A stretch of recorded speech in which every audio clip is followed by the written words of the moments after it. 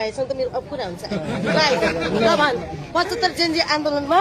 उकासीकोले Gen Z आन्दोलन जरुरी के को लागि थियो ल भन मलाई जवाफ दे मलाई कन्भिन्स गर केपी ओलीलाई सपोर्ट गर्यो भने राम्रो पत्रकार राष्ट्रपालाई मैले भने उ गर्यो भने खराब मैले केपी ओलीलाई औँला नउठाउनुस् भने मैले तपाईले भन्न खोजेको उठाउनुस् औँला उठाउनुस् तब भन्नुस् न पहिला यो कुराले हामी केपी ओलीको विरोध गर्छौं भन्नुस् न पहिला कन्भिन्स गर्नुस् न तपाईहरु 75 80 जनाको अस्ति हत्या जेनजी आन्दोलनमा जेनजी आन्दोलन कहिले सुरुवात कसरी भयो खै यो भट्काउन जाने हो आन्दोलनको त्यो रूप क्रान्तिको मतलब के हो क्रान्तिको मतलब भाइ कोले राष्ट्रपाले गरेको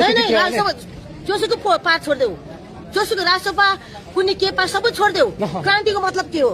के थियो शान्तिपूर्ण आन्दोलन गर्नुपर्ने थिएन गोली चलेपछि आक्रोशित भएको भनिएको छ नै संसद भवनमा जाने प्लान थियो सरकारलाई आन्दोलन गर्ने मान्छेहरूले सरकारले जानकारी के गराएको थियो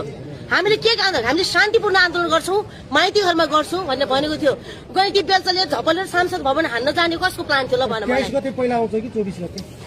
म 23 कै कुरा गर्दैछु नै 23 कै कुरा गर्दैछु 23 गते सुरक्षा कर्मीहरुको ब्यारिकेड तोडेर संसद भवनमा अट्याक गर्न जाने कसको प्लान थियो ल भन्नुस् मलाई पहिला कुनै पनि कुरा गर्दाखेरि चाहिँ सुरुदेखि गर्नुस् के तपाईहरु स्टार्ट कहाँबाट भयो भने कुरा गर्नुस् के भाइ सुरक्षा व्यवस्था राम्रो भएन भन्ने छ नि त फेरि सुरक्षा व्यवस्था राम्रो भएन किन बोलाउन सक्नु भएन भने अब यस्तो छ यहाँ तपाईहरु जस्तै मान्छेको लाइन छ वार्तामा बोल्नु एउटा हिट अफ द मोमेन्ट परिस्थिति यस्तो बनिसकेको छ जहाँ विध्वंस भइसकेको छ गोली चलिसकेको छ मान्छेले इमोसनल रक्ताम्य भइसक्यो रगत बगिसकेको छ त्यति बेला तपाईले सोचे जस्तो सजिलो तपाईले एउटा आइफोन समातेर वार्तामा किन बोलाउनु भएन उहाँले यस्तो किन भएन भने जस्तो हुन्छ भाइ हाम्रो क्वेसन यो भयो कि 23 गते त्यत्रो भयो नि त्यसमा जिम्मा त सरकारमा बसेकोले लिनुपर्ने होला नि त सरकारको व्यवस्थापन राम्रो भएन होला सरकारले नर्मली 2058 सालमा राजा मर्दाखेरि जिम्मा कसले लियो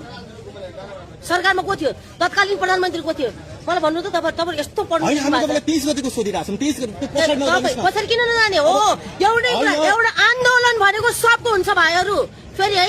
अलिकति तपाई पत्रकार हो तपाईको जस्तो मुख छ मेरो पनि त्यस्तै छ हैन एउटै कुरामा केन्द्रित अतिरञ्जित नगर्नुस् हैन अतिरञ्जित गरेको हैन जिम्मा त सरकारले लिनु पर्छ नि भन्ने लिउन त कि त उले गल्ती हैन हामीले सुरक्षा व्यवस्थामा हामीले 17000 मान्छे मर्दाखेरि चाहिँ प्रचण्ड लिनुपर्ने आन्दोलनकारीले लिनुपर्ने 17000 मान्छे मर्दाखेरि 10 वर्ष देशले क्षति बेहोर्दाखेरि चाहिँ माओवादीले लिनुपर्ने अपोजिटको आन्दोलन गर्ने मान्छे लिनुपर्ने अनि जेनजी आन्दोलन हुँदाखेरि चाहिँ सरकारले लिनुपर्ने व्हाट ननसेन्स भाइ तिमीले पहिला नियम बनाऊ तिमीहरु ल पत्रकारहरु तिमीहरु बनाऊ नियम